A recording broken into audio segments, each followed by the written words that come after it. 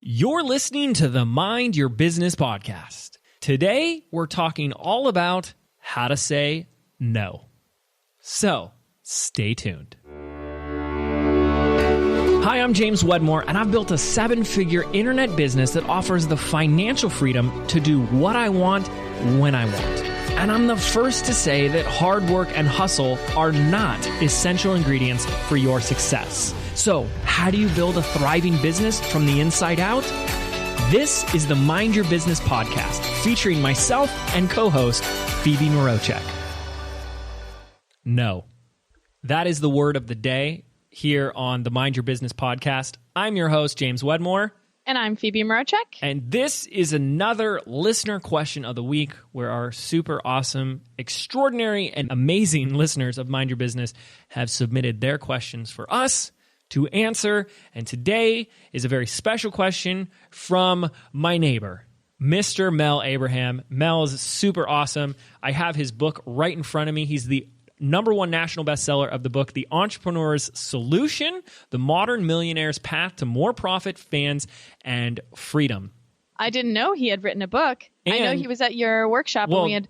the book is, big deal in the book. He's my neighbor. How cool is that? Duh. The book's cool as well. But it is pretty cool that he literally is like 4 doors down from me. Like, he's not my neighbor like, oh yeah, he lives in the same town. No. He lives in the same gated community on the same street 4 or 5 houses down from me.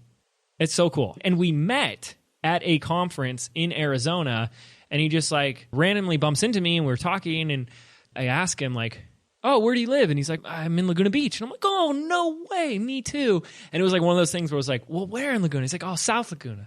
And I was like, oh, me too. And then it was like every question was like, wait. And then it was like, what? We're like 5 houses away. So that was really cool. Thanks. That's so crazy. And actually, we had him fill out, because he was at the Business by Design workshop. And I remember on the form we asked them to fill out, and it said, what's the best way to contact me? And then he was like, email, cell phone, or James can just walk 4 doors down and there's my house. Yeah. I was like, what is this? It's like email, cell phone, doorbell. Yeah. I love that. He is such a nice guy, and we're really grateful for your question. So without further ado, let's get into it. He says, my guess, James and Phoebe, is that you get numerous opportunities thrown at you daily. What process, criteria, or way do you filter through them to decide which one you'll go after or let go? What do you look for in an opportunity? Thanks. This is such a simple yet amazing question, and it has to be answered once and for all because, we just did an episode all about productivity, and I think this aligns with it so much because what can eat our time up is all these opportunities. And opportunities is a very dangerous word because you only think positive when you hear opportunity, right? It's like, opportunity knocks. Well, I better answer. Well, no opportunity is created equal, right? No 2 opportunities are created equal. So we want to take a look at what is the litmus test for opportunities? What do we say no to? What do we say yes? What are the filters, the questions that we can ask to determine whether we should be saying yes or no? And I want us to be mindful as we go through this. It's so easy to say yes out of fear of what would happen if we said no. I'm going to say that again. It's so easy for us to default as yes for our answer out of a fear of what might happen if we were to say no. It's the whole FOMO thing with business. When we have our hot seat questions, you see this all the time, Phoebe, in the Inner Circle Mastermind, we have members asking us, like, should I do this because they're asking for this, and they want our advice on input of, should I do this opportunity? Should I say yes to this? And you can feel the internal conflict, the struggle where they know the cost. They know what it's going to take from them, their energy, their time, their focus, but then they're also worried about, but what if this does really well? Could I be missing out on a great opportunity? And I think it's that fear of what I could be missing out on that forces us to say yes when we shouldn't. So I'm going to approach this from what might seem like a kind of negative, pessimistic view, but it's for one reason and one reason alone, to protect you, to protect your time, your energy, and just you, because your time is precious. Your energy is so valuable. And the way I'm going to approach this is to say opportunities are dangerous. It's kind of weird. It doesn't sound like those two words go together, but it's kind of a different way to look at this. That if someone is reaching out to you with an opportunity, that we should, not to be negative, but to be protectant of ourselves. Because if you're a personal brand business like Mel is, or we are, then you are your product. And that means you are your most valuable asset. So if you're not guarding yourself like Fort Knox, then you're not growing because you're not leveraging your product effectively. So most opportunities are very dangerous.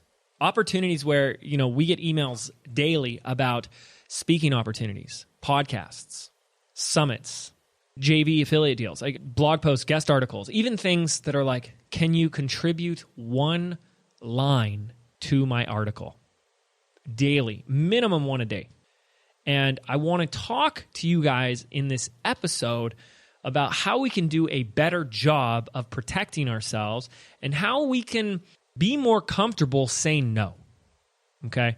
So I'm going to let you guys know first and foremost, with all these that we get, I would say no. I wrote down in my notes here for this episode that I say no to 90%. And I would say it's closer to 95%.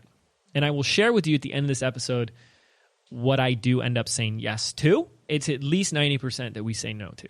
And the thing is there are people that will get really upset. Well, James is a jerk because he said no. And it's a bummer, but it's never personal. Maybe once in a while, I mean, we're all human. I mean, come on. But it's rarely personal. It's simply about, from doing this a long time and coming from that place of like, I never want to say no because I don't want to miss any great, amazing opportunity that could come from this, is that when you put everyone else first and say yes to everyone, you're putting yourself last and you're saying no to yourself, right? And so I think we'll take you through some questions to help you filter when an opportunity comes in.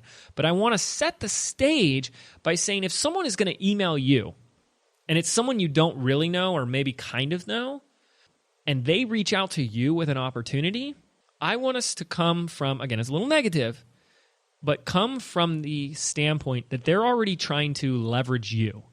They're already trying to take advantage of you in some aspect. So, for example, if someone comes to me, like when podcasting got really big and really popular, it's not as much anymore, which is fascinating to see trends come and go.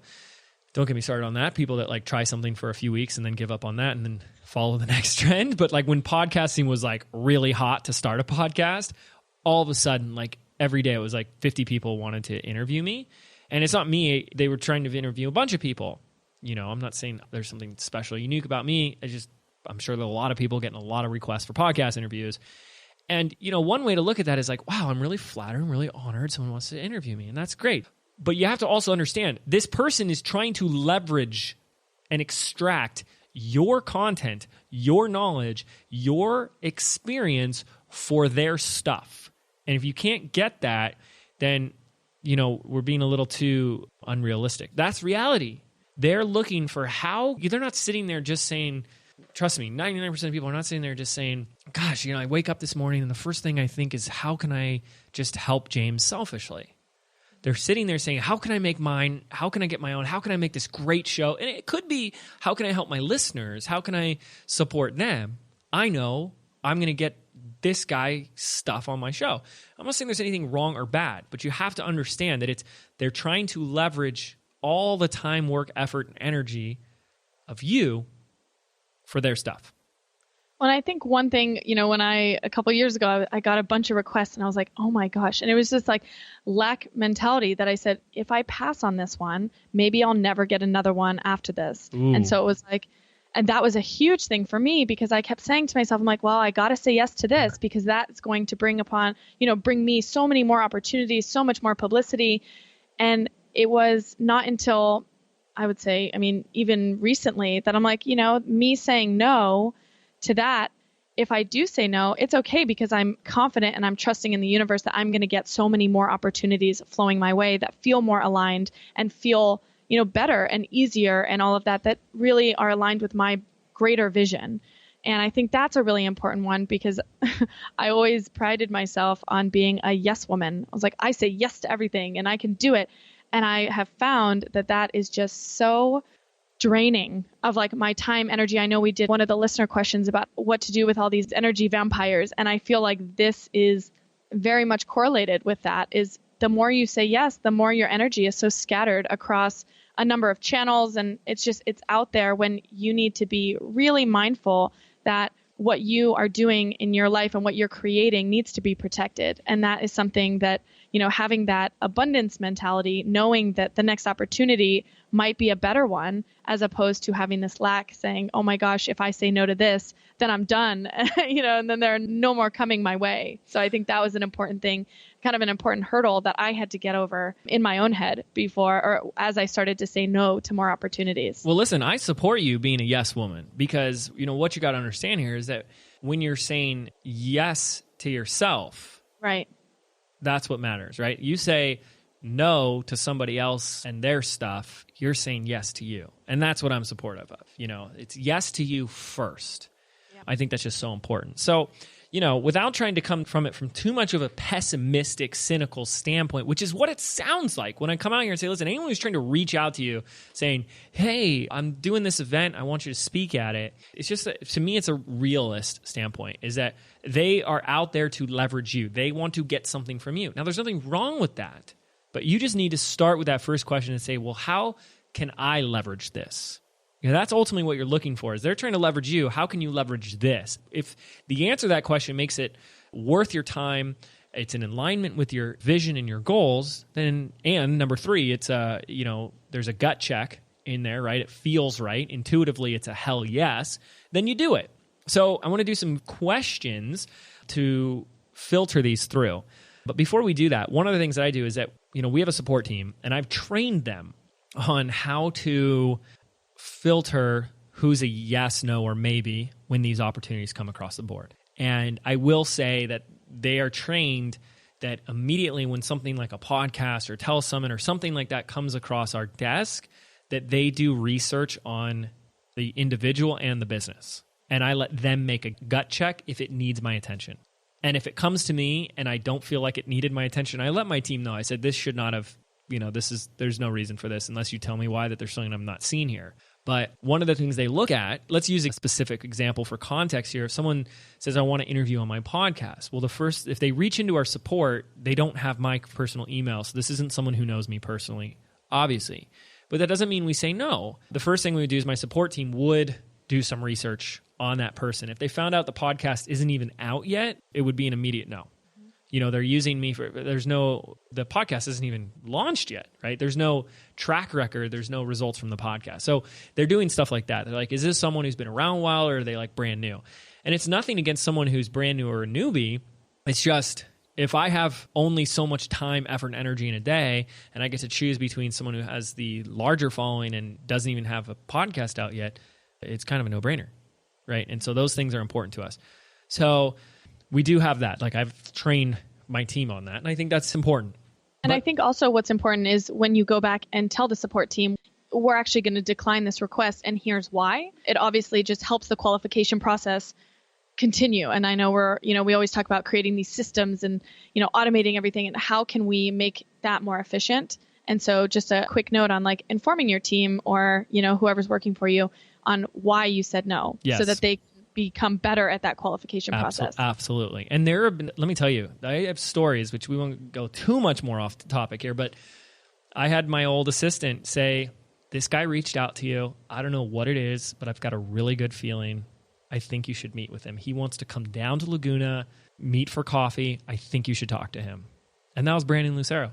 Whoa, that's kind of cool. Isn't that neat? Yeah. So for those of you guys who don't know, Brandon and I are business partners on a project and like really good friends. We talk like almost every day. He was at my wedding and he reached out to me on Facebook, and I wasn't managing Facebook messages at all. I had an assistant doing that, and she saw it and she's like, I think you should. I went off of her. I didn't even like do any research. I was like, if you say so.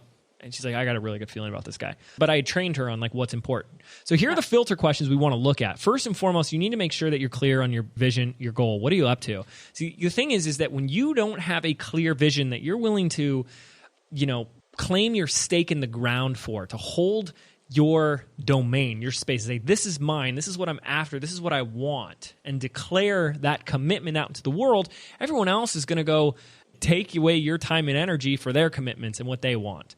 So when you stake out your piece of what you want and what you're after, it makes filtering out these opportunities a lot easier. So the first question, once you know what your big vision or goal, how you want your business to look, how you want your life to look, financially, what you're up to, all that type of stuff. The first question is does this align with my vision and goal? Does it align with my vision and goal? And then how does this benefit me? And along that question is, if this were a wild success, what results would it have for me? That is huge.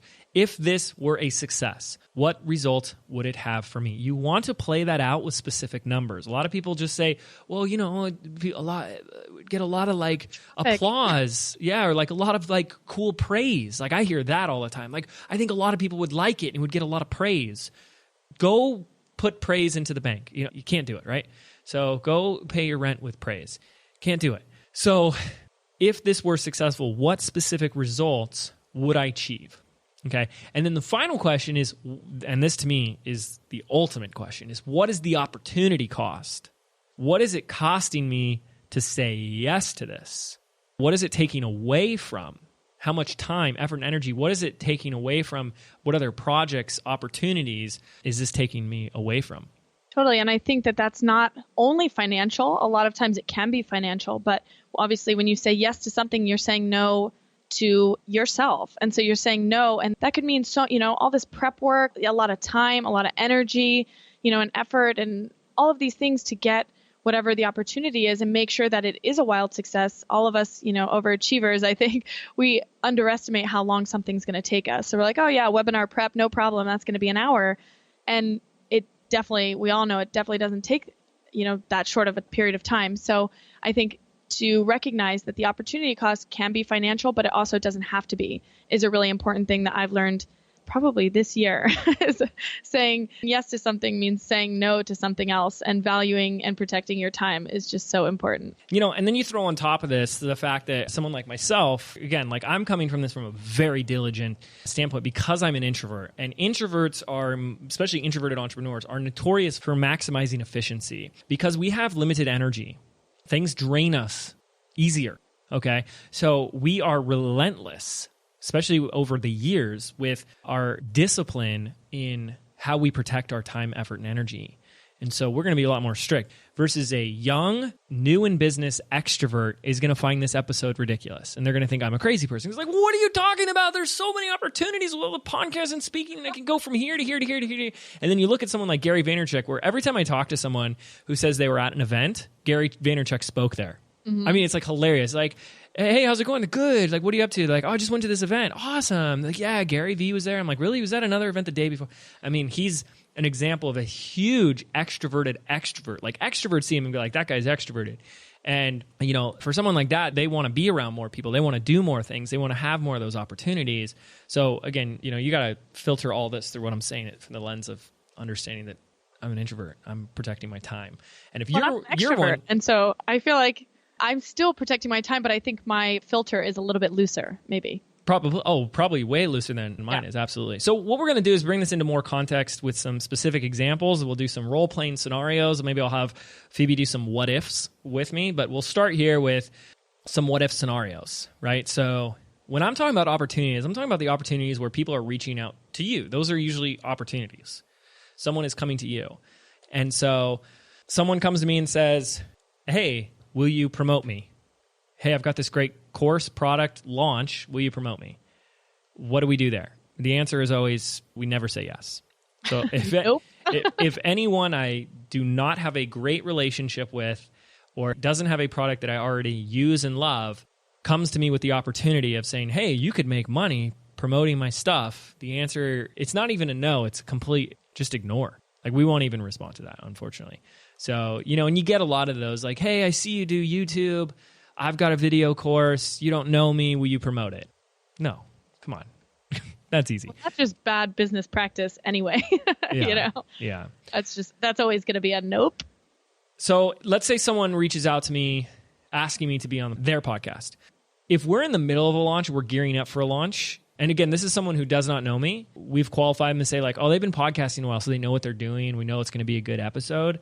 And we can tie it into maybe a launch or promotion we're doing. I would say yes. But if it's just on their agenda, then I'm probably going to say no. And again, a lot of these are going to make me sound like I'm a really big jerk, but I'm also someone that is very effective and also has a life where I get to do a lot of things that I enjoy in the day. And that's because I've developed this discipline of protecting my time, and you kind of have, there's this fear that you're going to be a jerk or people aren't going to like you. But I think there's a bigger fear of letting your life pass you by where all you're doing is things for other people. So that's kind of where I come from here. Also, there's this element of like just exclusivity. Like if you rarely speak on a podcast, you kind of get this reputation of like, all right, he always says no, but the second you say yes, people listen. And so I think that is also a pretty good distinction when it comes to how you want to present yourself. Are you the person who's all over the place and you're everywhere like Gary Vee, or, are you like you, James? You say no to everything, but the ones that you say yes to are really meaningful and people will listen to those. So I think in the middle of a launch is great. If they have a huge podcast, that's great. And then just allowing people to really recognize that when you talk, they should listen. Now, what if someone reaches out and asks to be a part of their summit or telesummit, like a virtual summit? And for those of you guys who don't know what a summit is, it's basically where one person organizes a group of people to contribute content in some form over a period of time. And I'm going to sound like a real jerk face if I haven't yet and say I always say no to summits. It would take a miracle for me to say yes to one, but I cannot stand them. I hate them more than anything. I sound so negative right now. They are the biggest waste of time. If you are a contributor to a summit, I mean, how do you really feel? I know, right? I mean, there are so many times that I've done these and like you always end up saying I will never do a summit ever again because they ask so much of the person and you're saturated with 40 other people. So you're just in a sea of people. And then they're asking you to mail on top of it and provide bonuses and this and I'm just like, what's in it for me? There's nothing because you're just like one of 50 people. I mean, like that no one has time to go through 50 people's things and I can't stand it. And I don't recommend anyone ever doing a summit too.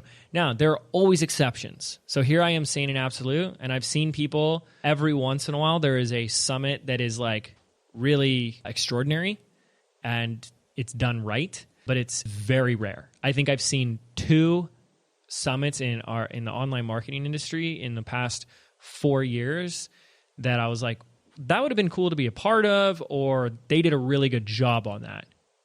But we get invites all the time for those. I would never recommend doing one. And even the people that run them, I've talked to people after and they're like, that was so much work.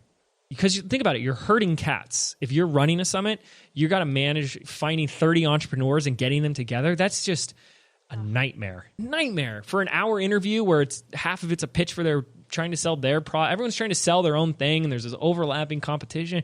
Like it just to me is yucky. We always end up just saying no to that. Very simple. Let's talk about the next one. What if someone is asking for a speaking gig? So for me, I don't do speaking. It's not a part of my business model. I don't have anything I really sell from stage. And I've always made exceptions, and we'll talk about those in a minute. I don't like speaking. I have a very love-hate relationship with speaking where I love it when it's over, but I put myself under so much pressure and stress planning, practicing, and preparing for it that it's not worth the time for me. I always have to come up with this perfect, flawless presentation that just takes way too much time for me. So I'm 99% of the time saying no to speaking gigs. So we say no to a lot. I also don't like traveling. Ironically, I love to travel, but I hate flying. So if it weren't drivable, I wouldn't do it either. Okay. So, and I don't like selling while speaking, like pitching from stage, because then the performance of my presentation is based on how much sales I make. And I just don't like that either. So they'd have to have a really high budget for a speaking fee of a minimum of $10,000. So the only people I'm really going to say yes to a speaking gig are my closest friends and people that I care about and just want to support. Okay, so I have a question regarding that. What if you wanted to be associated with that? Like the caliber of speakers was so high that you wanted others to see you, to basically be famous by association. Is that something that you would more strongly consider? Maybe. I mean, it's a definite case by case basis. Yeah. A lot of times I just I'm, just to be open and candid, I got over the ego and competitiveness of who you're associated with and who you know and all this a long time ago. So for the most cases, no, unless it would just be an extraordinary opportunity to meet people that I've never been able to meet before. Yeah. That's it. Yeah. So, and again, this is not some righteousness thing. This isn't, I'm better than this. That's not what it is at all. Because I know it sounds like that. I hear it and I say it. And it's like, gosh, what a pain in the butt. What do you say yes to? And the thing is if your business is speaking, if your business model includes that, then you say yes to those type of things and you create your own filter for that. But for me, that's not the case. That's not what I want to do. It's not what I chose to do. So it's a very rare. I think I speak once or twice a year, and that's usually what it ends up coming out to be. Well, now I want to try to incorporate more speaking into what I'm doing. So yeah, I'll let you know how that goes, and I'll let you know what my filters become, because I actually, when I was at the Archangel Summit a couple weeks ago, I was like, I want to be on stage. Look at all these people. It's just, they get their message out so easily, but 1,300 people is just not my sweet spot. I can tell you that right now. Yeah. I feel like 50 people would be, incremental upgrades maybe, or incremental starts. So getting more information is always key. Like, who are the people? How many people are going to be there? Knowing things like, how much did they pay to be there? What did it take for them to be there? Is this some free thing they found in the paper? Is this something that their boss is requiring them to be there for? Or is this something people had to pay thousands of dollars for to be in the room? That makes a huge difference. Who's the person putting this on? What's the company running the event? There's so many other things you can do before you say yes. But at the end of the day, I think the ultimate lesson is to hold your time, your effort, your energy, and your value in the highest regard possible, to protect it kind of from the pessimistic, cynical view that everyone is out there to vampire, suck, steal, or rob you of that time and energy, and that it's precious and it's a gift and it should only be used in a way that's really going to serve you and your mission and your vision. It's not about being selfish, because if your mission is to impact certain people's lives, a certain market or demographic or type of individual, then you need to look for the opportunities that will do that. I know of one marketer who stopped doing live events themselves because they knew that if they did a live event, they had to spend a lot of time and effort planning this event, and they could only hold up to 1,000 people or 500 people. And they said that's a lot of time to only impact 500 when I can do other things and impact thousands. So it's not about being selfish. It's about being selfish about your goals and your vision and making sure that you and that vision comes first. So Mel, first and foremost, thank you so much for submitting a question, and thank you for submitting such a great question. I hope that gave you some insight. Let me know. Just, ring the doorbell. Door's always open, buddy. Let me know. And for everyone else, thank you so much for listening. I hope this provided some value and insight. I hope this gives you permission to say no a little bit more and protect your time and energy. And for those of you who have a question of your own, we highly encourage, welcome, and invite you to be one of our brave souls to share your question with us on the Mind Your Business podcast, so we can showcase you, your business, and your question here on one of our episodes and answer it for you to the best of our ability. So you can do that by heading over to mindyourbusinesspodcast.com and submitting your question there. I'm James Wedmore. I'm Phoebe Mroczek. And thanks for listening. Are you frustrated that no matter how hard you hustle, no matter how much you get done in a day, you still feel like you have little results to show for it? Do you feel like you're doing everything right, but there's still something missing? Well, what if there was an easier way? What if your business could be fun, effortless, and profitable? Phoebe and I have put together a free audio MP3 for you, compiling the 77 business affirmations for creating success from the inside out. And we want to give it to you absolutely free. This is your chance to rewire your brain for bigger results in your life and your business. To get instant access, absolutely free, simply visit 77affirmations.com. That's the number 77affirmations.com.